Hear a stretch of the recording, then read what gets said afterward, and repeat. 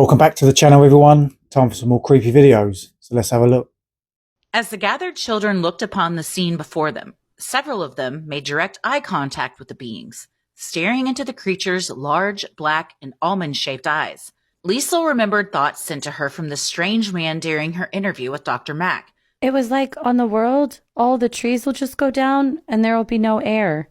People will be dying. I think in space there is no love, but down here there is. Never before has there been a more sincere and compelling argument. 100%, I would stake my life that these kids are telling the truth. That's how I feel. You can say, oh, I don't believe in aliens, but it's very hard to look into these people's faces and say, but I don't believe you. Also, you're giving a lot of credit to 60 children to plan something. But if it was... First of all, that right there. 60 adults can't plan something. So I hope that the more light is shown on incidents like this and others, that people that did go through it that were criticized and shamed, like, can heal from that and know, like, what you believe happened. What you experienced is real, and no one should try and take that away from you. I think it was like the biggest UFO alien sighting, and it wasn't pushed on the news. Zimbabwe. Yo, that's the one with the kids? Yeah, Zimbabwe around 10 a.m. Everyone saw flying objects moving at like crazy speeds, right? Yeah. Imagine you missed out on school that day, I know, but that's kind of crazy. You got a sick day? Oh, shit. These kids in school literally just saw the object flying and the people in it. Yeah. So on their break, they seen flying saucer like fly into like an area with bushes. They all said it was flashing red, yellow, blue. So obviously like the typical Asian you see in the aliens you see in the cartoons. All the kids went up to it and got closer, and they seen a figure. How they described it: big head, big eyes, black bodysuit, and weird like fingers, long fingers, like Sally, you know the thing. The kicker was that they wouldn't even communicate with them through verbal. Oh, it would be like psychic. Yeah, telepathy. So the alien would look at the kid straight in the eye and like give them images, and the kids were like, whoa, what's going on and shit like that. They all got interviewed, they all drew the alien, and it all looked the same. So he interviewed all those children in Zimbabwe that had a mass sighting, and that one's crazy. Very compelling. Very, very, very compelling. Because all these kids have the same story, and he talks to them independently, and they all have the same story. And then we saw something shiny, so we all ran down over there, and we saw two people. They were in tight black suit, and they had big eyes. You made a drawing, huh? It looked like this? No, something like that. I thought they were crazy. I thought they were crazy just coming to our school just doing nothing. And all I saw was something like silver coming down. And we looked up, and I thought to myself, that can't be an airplane because it was very shiny. It looked kind of like a cigarette, you know? It was a long thing, and then on the end it was all shiny. If these fucking whistleblowers are telling the truth, we have been visited. Yeah. And these kids are telling the truth, which makes way more sense than they're all just lying, and they all have the same story. Yeah. Doesn't make sense. And so, for instance, perhaps the best example of this, the one that I find the most fascinating, is a story out of Zimbabwe. 50 or 60 children one afternoon in Zimbabwe. It was a well-educated group of white and black children who at lunchtime in the playground saw a craft.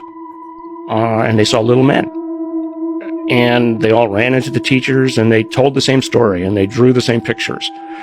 And the message several of them got was, you are not taking care of your planet.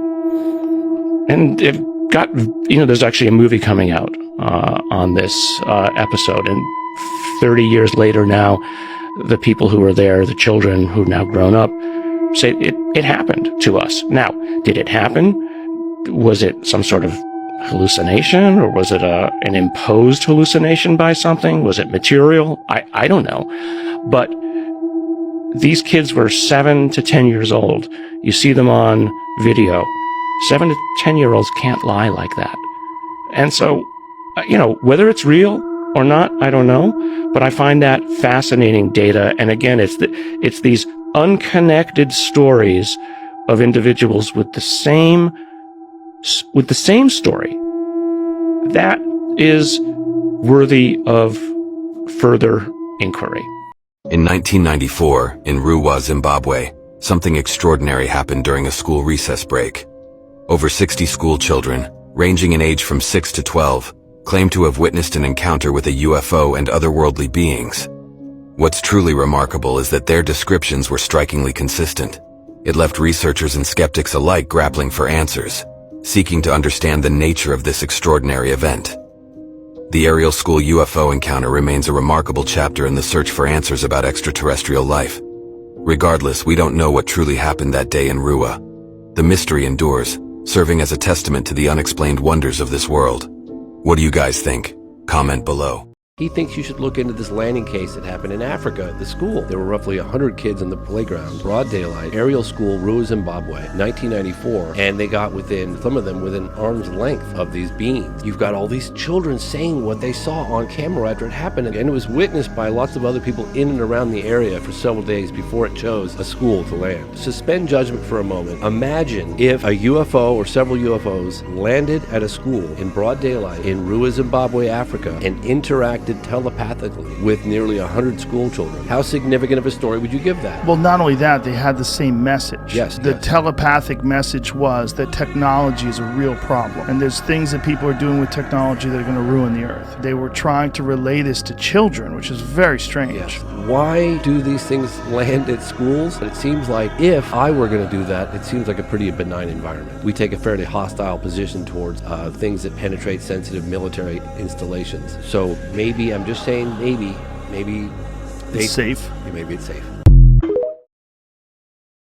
I'm not going to lie here. I'd never heard of the Rui Aerial School Zimbabwe incident until I'd seen the film documentary, The Phenomenon.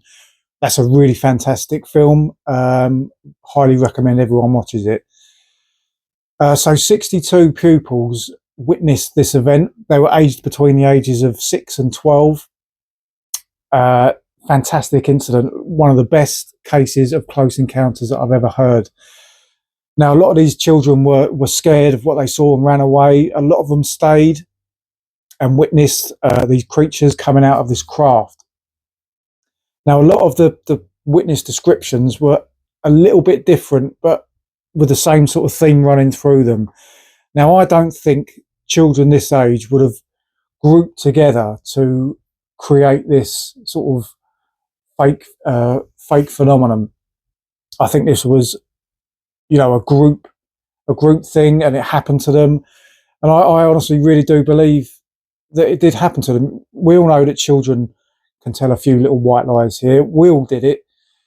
But this is such a big thing. I really honestly do not think that they lied.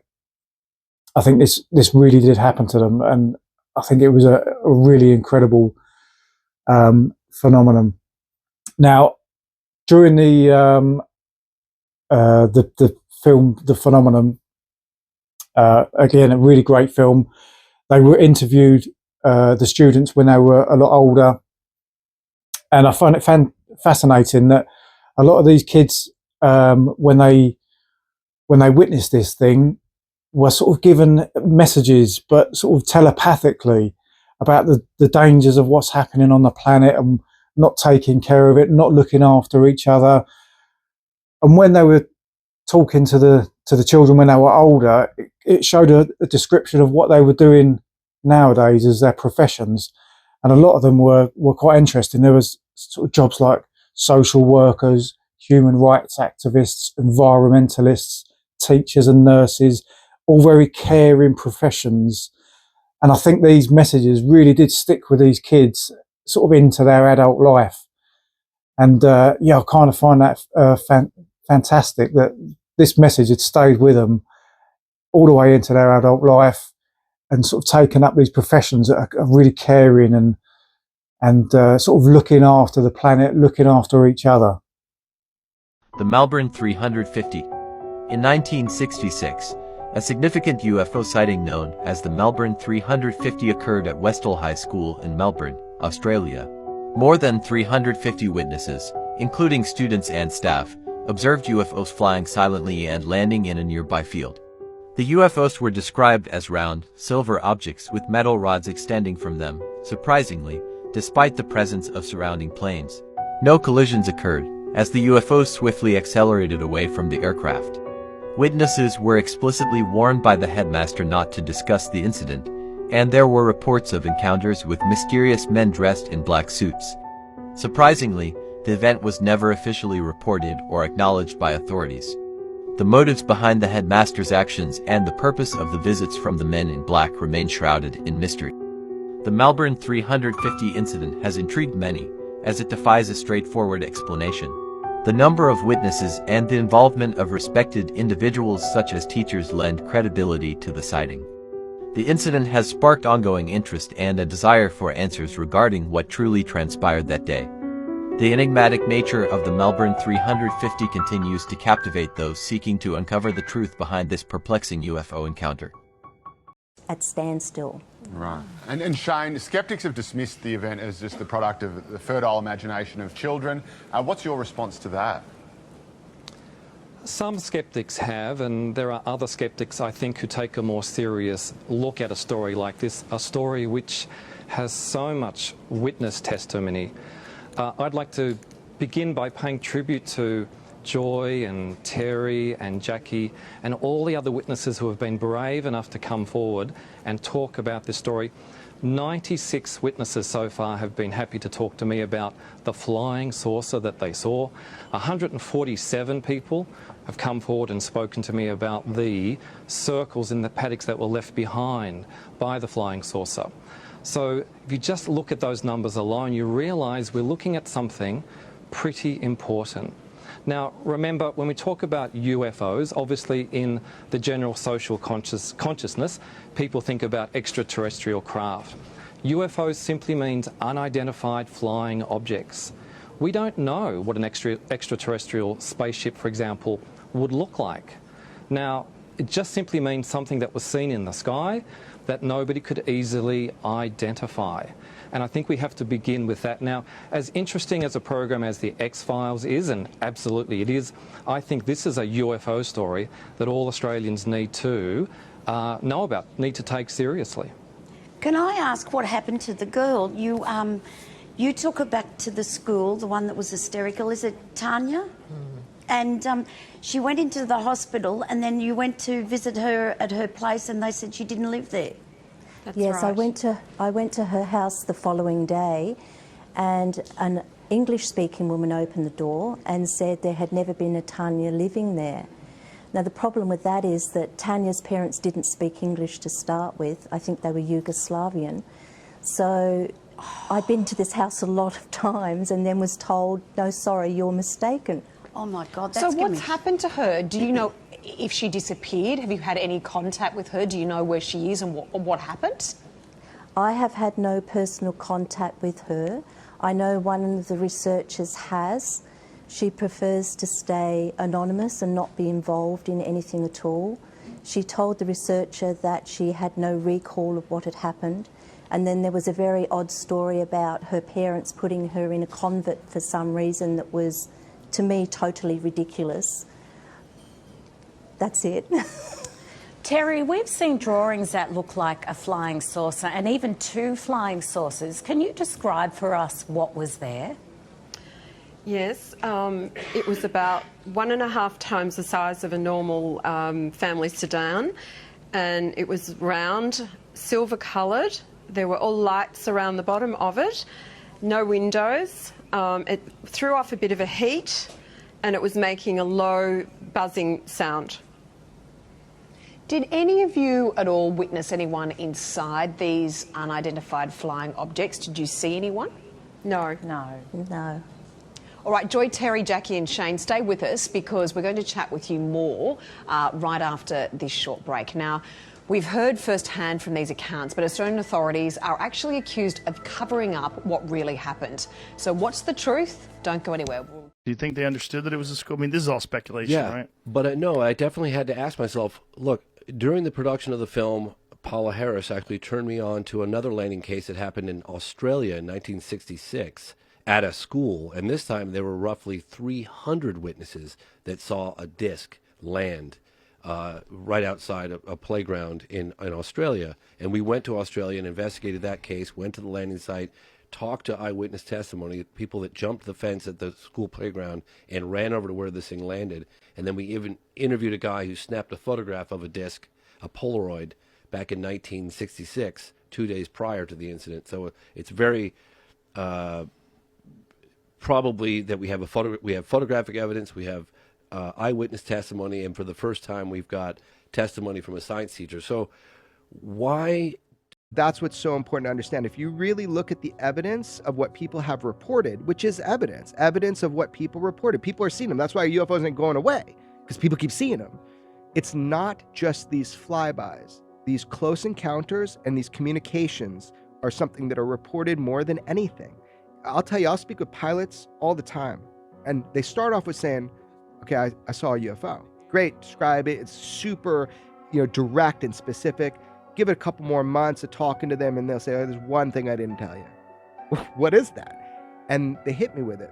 There's usually something else that has occurred with that close encounter that has more to do with communication. Now, can we trust what's being told to these individuals? I don't trust nobody till they earn my trust, so I'm not going to trust what's said, but there is a repeating pattern of things that are said to human beings when they say they've had a close encounter. And oftentimes, it's about the devastating things that we're doing to our planet. Okay, so this is another one of the sightings that I first heard about on this film documentary, The Phenomenon. This time happened in Melbourne, Australia. This time there was over 300 witnesses, students and pupils. Now, one of the sad facts about this is that the teachers who witnessed this were told to lie and say that it didn't happen, otherwise their careers would be on the line. That the higher ups in the schools, in the government, were told to tell them, your reputations would be destroyed if you sort of carried on this thing that you said you saw. So I find that very sad that they were made to lie for all them years, and sort of discredit themselves, discredit the students, that they all witnessed this thing. Now, it wasn't just an isolated incident. It was also seen elsewhere in Melbourne, Australia. Obviously, quite a large area. One of the films there shows somebody else talking about this incident that they witnessed. So I sort of totally agree with this one. I think it is another fantastic example, very similar to the Zimbabwe school incident. So yeah, I think this is another fantastic example of a close encounter. The Rendlesham Forest incident that took place in the UK in 1980 is considered one of the most famous and well-documented UFO sightings in history. The event was witnessed by several military personnel stationed at the nearby air bases RAF Bentwaters and RAF Woodbridge. They reported strange lights above the forest and claimed to have seen a craft landing. The first two witnesses, John Burroughs and Jim Peniston, reported agitated animals and a craft made from smooth, opaque black glass. Indentations on the forest floor and unusual radiation levels were found at the site of the incident. 2 nights after the first sighting, Lieutenant Colonel Charles Halt joined a military patrol group and recorded a running commentary about the strange lights in the sky that has since been declassified. The incident remains unresolved, with many unanswered questions and conflicting accounts. A great example here of a UFO close encounter, very similar to the first two. This one happened in Rendlesham Forest in the UK, which I believe is a sort of a nuclear facility site. Now, I think mostly based in this site are US military, US soldiers. So these people are very credible, very reliable sources, very respectable people. So this UFO was witnessed over a few nights, sort of flying over the facility. Now, if this is a nuclear facility, this is another case of UFOs observing nuclear power and things like that. So that's another great example there of another close encounter.